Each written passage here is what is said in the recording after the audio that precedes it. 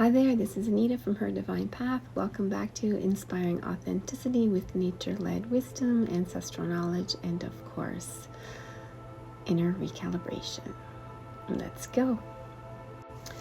So in the last little episode, I was talking about how some of us feel like we are always barking up the wrong tree, or at times barking up the wrong tree, and what that actually meant. How barking up the wrong tree is impossible because there is no right tree.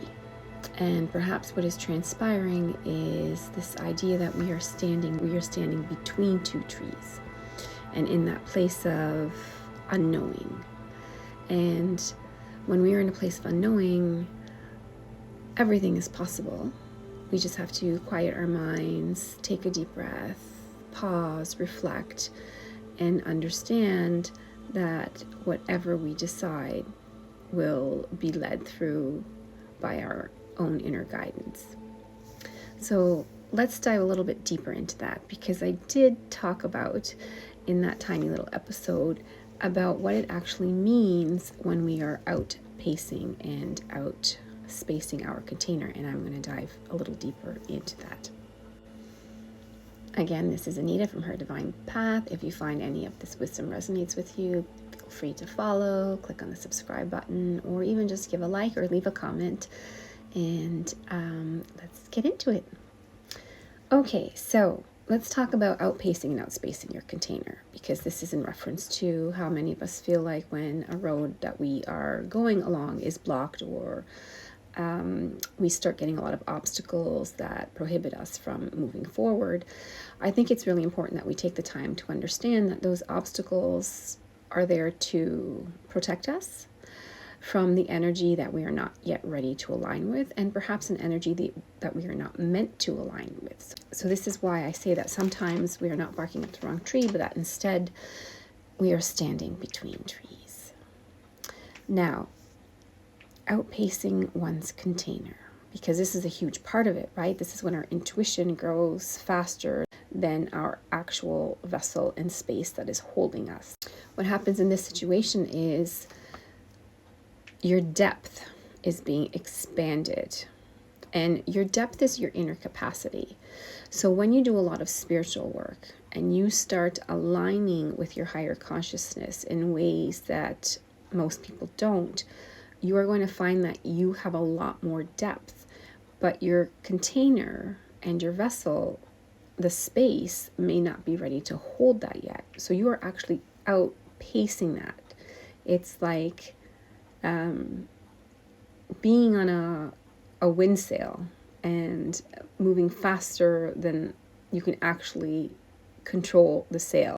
So when we talk about depth being your inner capacity, that is literally a reflection of how much nuance you can hold and how subtle your perception has become.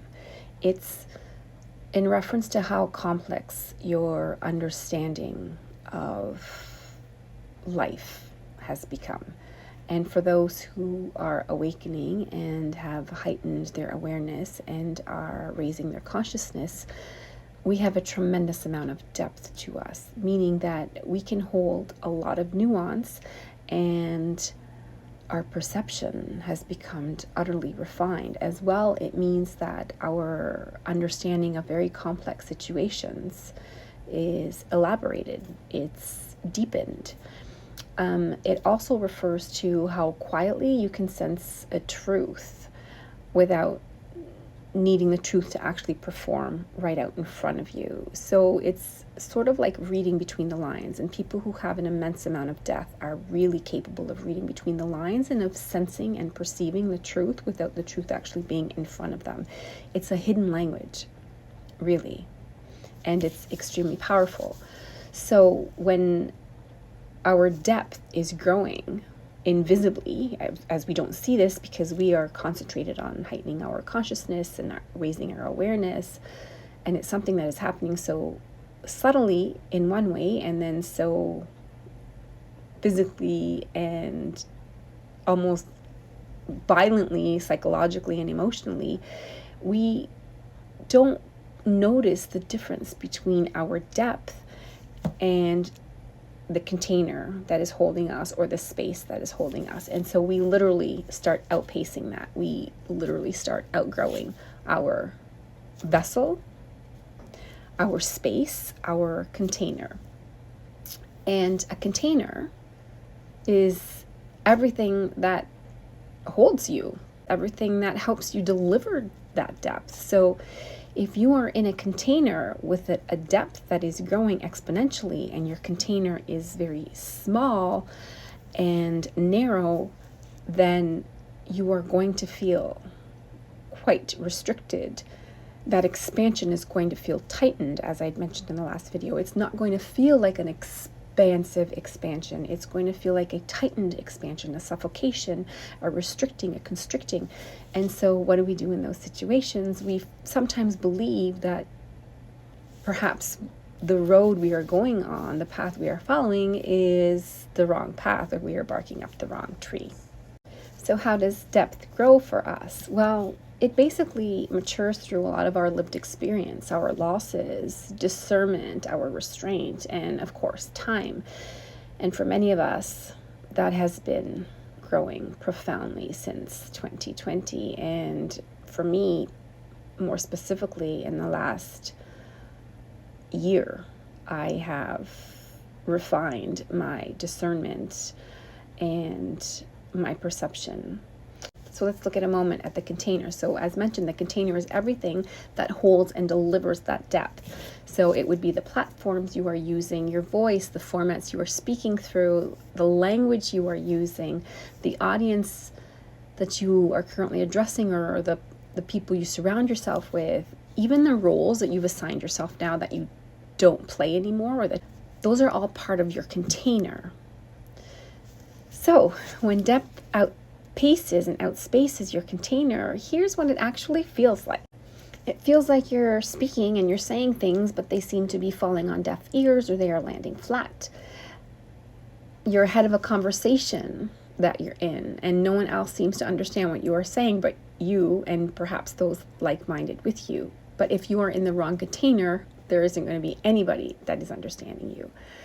People misunderstand what you're actually pointing to, so they could get offended, or they might see you as an extremist, or they might find your views radical, or they might just find you perhaps even getting too spiritual or religious or biblical, or too much in belief of the Creator and the new thought realm.